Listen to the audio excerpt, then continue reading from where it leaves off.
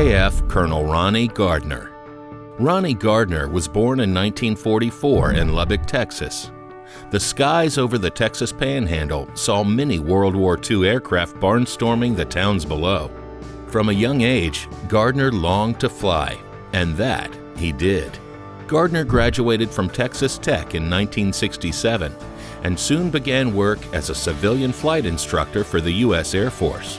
After that, he was a corporate pilot in the Dallas area.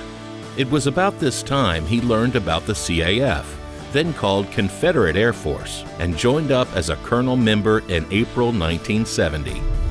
The CAF was eager to have another experienced pilot to fly the growing fleet of warbirds.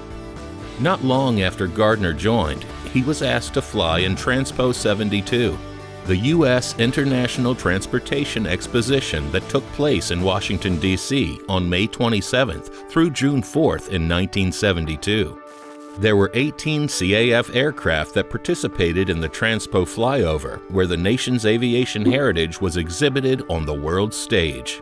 Gardner went on to other high-profile tasks, like when he served as the flight engineer for the CAF's B-29 FIFI in the movie Enola Gay, The Men, The Mission, The Atom Bomb. Gardner has the distinction of being a CAF member for over 50 years, and in that time, his enthusiasm and dedication has not wavered. He sponsored numerous CAF aircraft throughout the years and flew in more than 30 different aircraft types. Gardner's stellar piloting skills made him an ideal pilot for photo missions. Preferring to stay out of the shot, he was still able to make the aircraft look good.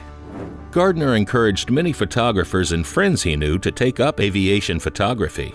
Many of our now iconic air-to-air images of the P-51 Red Nose, the PBY Catalina, and others were captured because of Gardner's efforts. A rare, humble pilot, he was most comfortable nestled in the pilot seat, donning sunglasses and a headset, traveling at 1,000 feet. While Gardner was king in the cockpit, the second he landed the airplane, he stepped out of the way and let the aircraft take the spotlight. Because of his reputable skills in flying, Gardner has worked with and flown with a number of different warbird organizations. He has always emphasized the importance that warbird operators and pilots should work together to share knowledge and resources.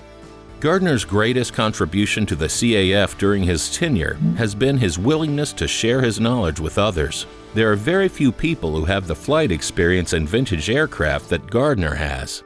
His familiarity and proficiency in flying warbirds took decades to accumulate, which is why it is so valuable that he has always made himself available to train and mentor upcoming warbird pilots. Imparting information and advising the next generation of CAF pilots is necessary to sustain the organization. Gardner is a fine example of CAF leadership and esprit de corps that makes the Commemorative Air Force a premier warbird organization and what helps keep the CAF flying.